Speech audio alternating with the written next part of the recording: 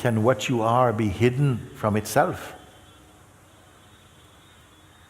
It can only be hidden from the idea you have of who you are. The self cannot hide from itself. You can say in its game, in the game of appearing to be other than itself, it kind of forgets itself.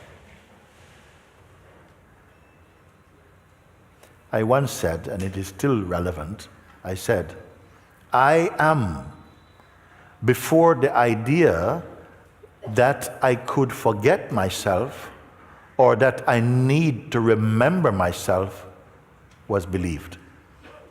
Again, I am before the idea came that I could forget myself or that I need to remember myself was believed.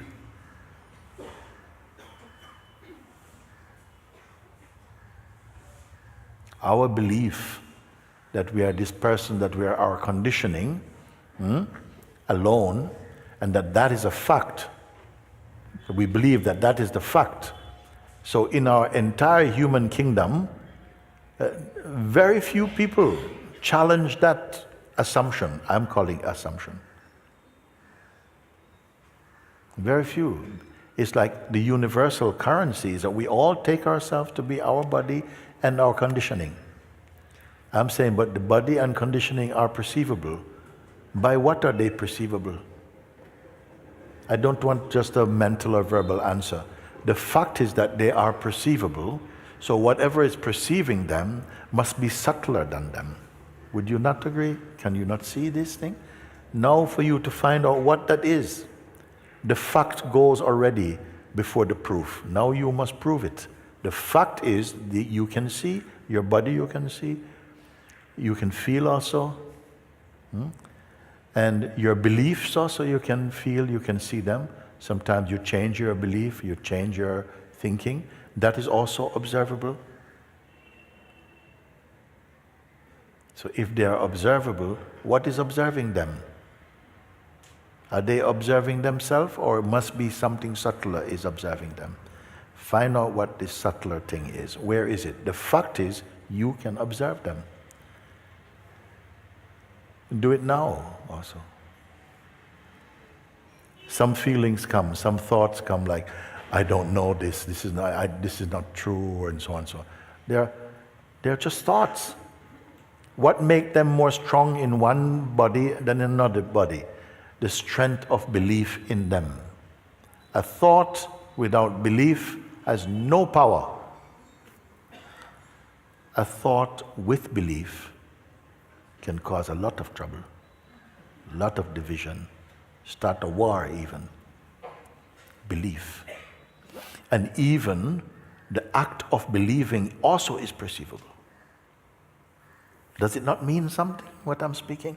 Does it not mean something? That we are not talking about absolutes, but relative things, apparent, changeful, unstable. Has there been anything that has come to you that has come and stayed? Don't they come and go or change? How can you call any of those things reliable? Including the idea you have of yourself also came. What you truly are, you can never not be. And because that is perfect in itself, we are put in the realm of the seeming imperfect. It is only the perfect exist, even playing the imperfect. This is called the lila of God. Maya Shakti is dancing. For whom is she dancing? When even the one you think you are is inside the dance. Is there truly that which in front of whom all this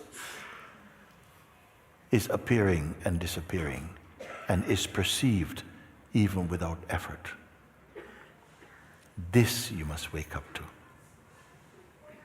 that all of this, there are some sensations which are so subtle that there are no names for them. There are no words for them, but they are appearing in consciousness.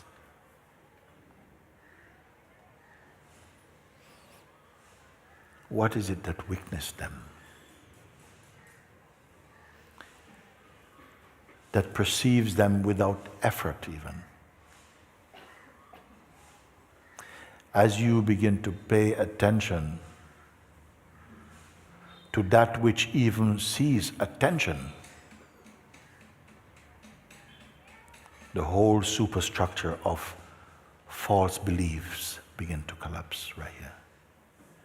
And what remain, I don't want to tell you what remain. I want you to feel it and find it. And you don't have to go north or south or west or east for that. Why? Because actually the infinite self is in you.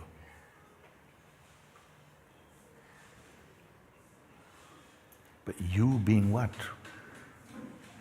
When I say it's in you, automatically you think of your body. Oh, it's inside the body. But even this body is in you as consciousness. Do you know that there are some beings who came to a place where they see that the entire waking state consciousness, the one who is experiencing it, the thing that is being experienced, and the very function of experiencing are all the one content of the waking state consciousness, and they are observing that.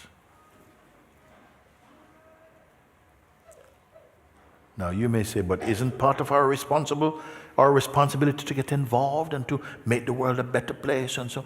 You may have that sentiment, and to that extent you may get involved and so on, but you will not reach this place yet.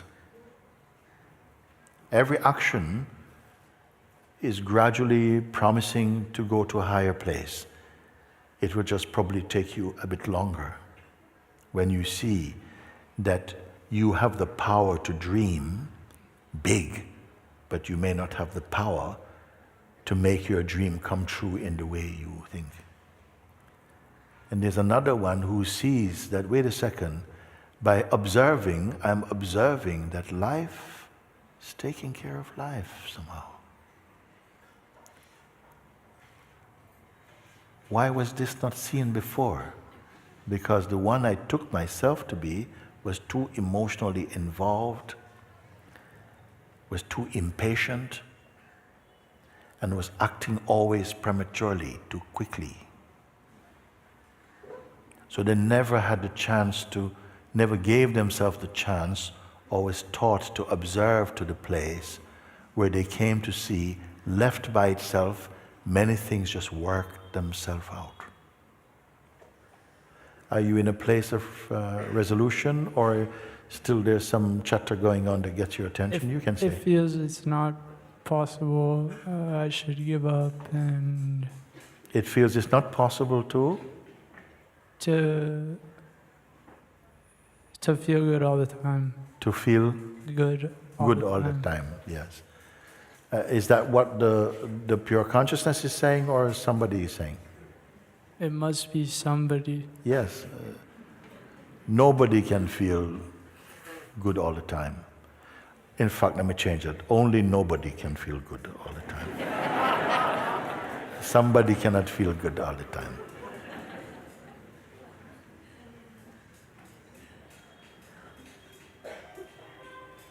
And even to use these terms, feeling good, is a lesser terminology. The identity feels, it feels stable, like that force and that energy, although it goes up and down, that energy is always there, it's always around. It feels like it doesn't want to... That which notices it comes and goes, that which notices these energies come and go, does that come and go? No, the noticing does not come and go. Pay attention to the noticing then. Now, just try and see, just from the place where this is noticed, that gives the power to notice things, what is really here? Don't go into any thought, just look now and see.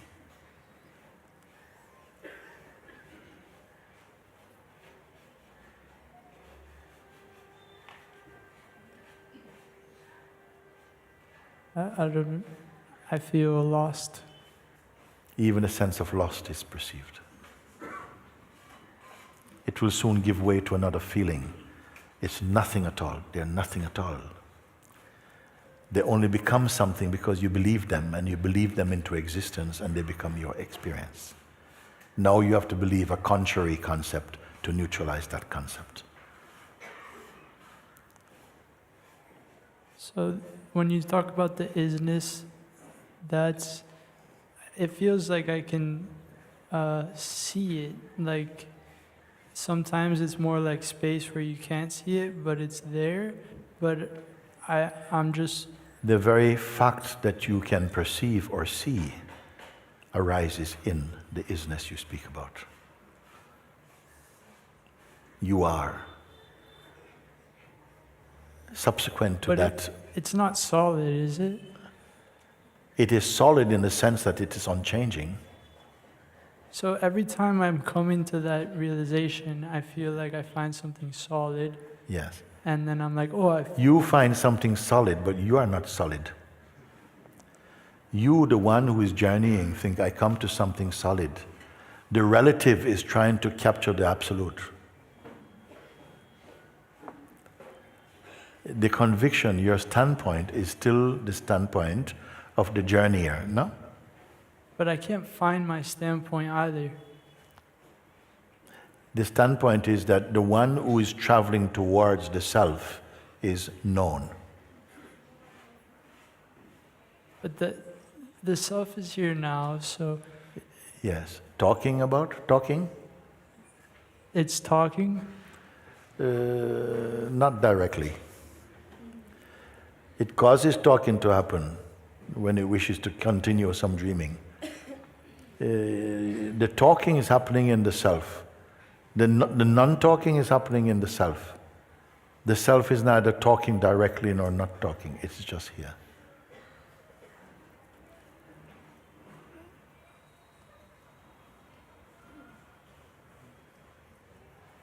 You say the self is here, but there's no real conviction. It's just like a thought itself now, a thought. But that thought itself is appearing in the self.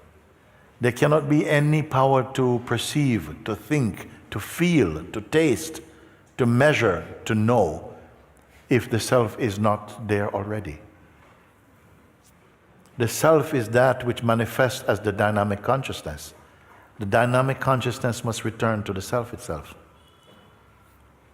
The self cannot be an object that can be perceived. Yet it is known directly.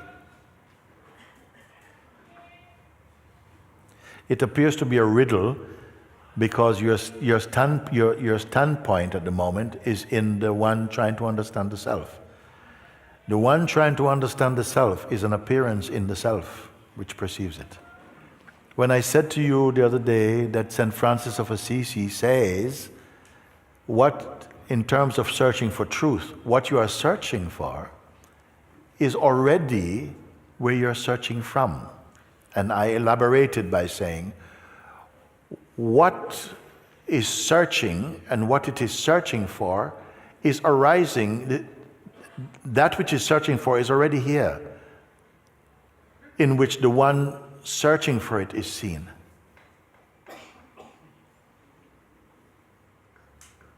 That's a direct pointing. You have to do nothing at all to see this, except it is seen or not seen. One side is your dynamic play, the dynamic, in which the consciousness is there too. The nirguna is in the sirgun. It's all there. And you think, well, either one or, no. One is unchanging and one other one is bound in time and in change. As long as the vital force, the breath, and the body and consciousness is there, there'll be a sense of maturing.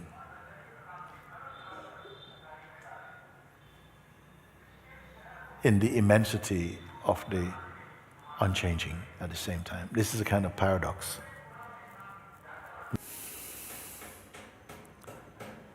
You're always this, even all our seeming limitations and stuff is only appearing because this is first. It's just like if you did not have a body, you could not act and do things. In the same way, you could not be if there was no awareness. Awareness is the source. Out of awareness sprouts the sense of being or consciousness and the activities of consciousness. It is the most natural. It's not a doing. It is. We are that, and at the same time we are experiencing in a body, because from that absolute place, the earliest message or energy arising from that is that vibration which announces itself with the body that says, I am, I exist. And this I exist denotes consciousness, the dynamic consciousness. That which causes the perceiving, the seeing, the playing, the knowing, the doing, the tasting, all of that, that knowingness state arises out of the Absolute. I sometimes refer to it as the child of the Absolute. This saguna, if you know saguna expression, is the dynamic aspect of the unchanging nirgun. The truth cannot be an object, because if it is an object, then we will have very different subjective responses to it. You see, in the dynamic realm, in the duality realm, it's as though we, the pure self, has taken on a secondary subjectivity, like as a person, this person, which is a mode of consciousness, is behaving like a subjective self and the objective world. Then the subject is me and the world. I'm the subject, the world is the object, no, of perception. But in the true seeing, this pseudo-subject and its objective world are all phenomenal, all appearances.